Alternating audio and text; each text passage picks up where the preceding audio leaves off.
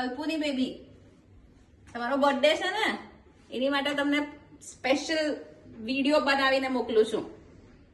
જો આપણું પારસનું ઘર, આ ડ્રોઈંગ રૂમ છે, ડ્રોઈંગ રૂમ. આ ડ્રોઈંગ રૂમ છે. પછી અહીંયાથી એન્ટર થઈએ તો આ ડાઇનિંગ રૂમ છે. ડાઇનિંગ રૂમ છે. પછી અહીંયાથી ઉપર જવાની સીડી છે.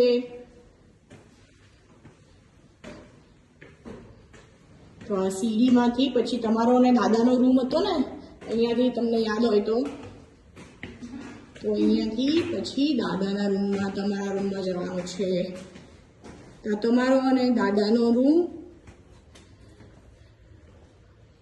અને પછી મારા મમ્મી પપ્પા અરુણા અને પંકજનો રૂમ. આ ફાગુન છે અને આ પ્રિયંકા છે. Happy birthday. ઓકે, હાય બા, ફાગુન. આ આપણો મેઇન એન્ટ્રન્સ હતો પારસનો, પારસના ઘરનો. તમે અહીંયા નીચે રોજ સામાયિક કરવા બેસતા હતા, તમને યાદ છે? અને અહીંયા કા તો અહીંયા અંદર, કા તો બહાર. હા, આઈધર. પછી છેલ્લે નીચે નતું બેસાતું તો અહીંયા આ જગ્યાએ બેસતા હતા. અહીંયા ફિક્સ જગ્યા હતી તમારી સામાયિક કરવાની.